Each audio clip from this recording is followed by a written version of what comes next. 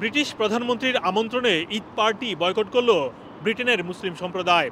সাধারণত প্রতি বছরই রমাদানের ঈদের পরে ব্রিটিশ প্রধানমন্ত্রী কার্যালয় 10 ডাউনিং স্ট্রিটে ঈদ পার্টির আয়োজন করা হয়।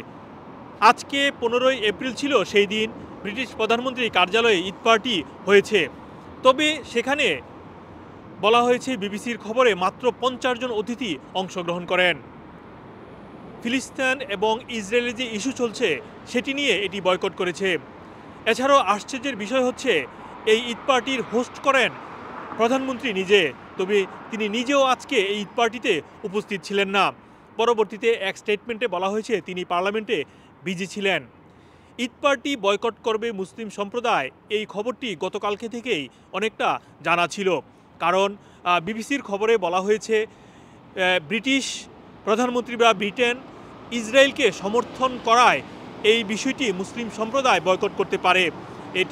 এটি অনেকটা ফলপ্রসূ হয়েছে এবং মুসলিম সম্প্রদায় ঈদ পার্টি বয়কট করেছে।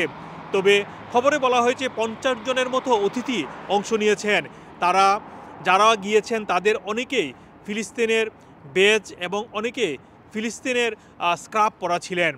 I feel very strongly this year with the position the British government taking. And last week, the killing of 3 British aid workers, after which Lord Cameron has said they will continue to supply arms to Israel, was an absolute red line.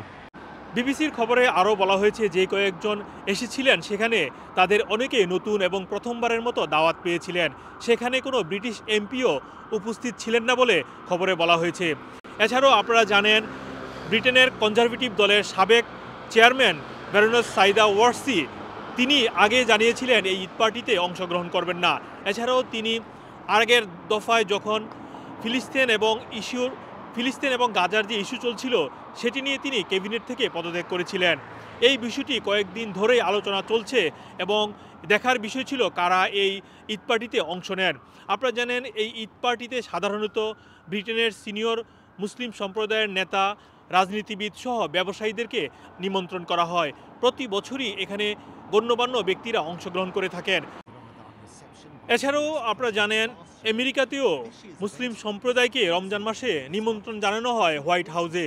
তবে এই বিষয়টি মানে ফিলিস্তিন এবং ইসরায়েলের যে issue রয়েছে সেই ইস্যুকে কেন্দ্র করে মুসলিম সম্প্রদায় আমেরিকাতেও ইফতার পার্টি বয়কট করেছেন। তারই ধারাবাহিকতায় ব্রিটিশ প্রধানমন্ত্রীর ঈদ পার্টিতে কারা অংশগ্রহণ করেন অথবা এটি হবে কিনা সেটি নিয়ে অনেক আলোচনা ছিল। শেষ পর্যন্ত মাত্র 50 জন অতিথি নিয়ে এবারের ঈদ পার্টি অনুষ্ঠিত হয়েছে। এবারের ঈদ পার্টিতে হোস্ট ব্রিটিশ প্রধানমন্ত্রী উপস্থিত ছিলেন না।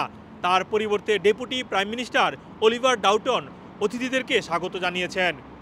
এছাড়াও একজন ব্রিটিশ বিজনেসম্যান তিনি বিবিসিকে বলছেন ফিলিস্তিন ইস্যুতে এবং ইসরায়েলকে সহায়তা করার কারণে অনেকেই এবারের ঈদ পার্টি বয়কট করেছেন। মোহাম্মদ আব্দুল হান্নান, টুই নিউজ, যুক্তরাজ্য।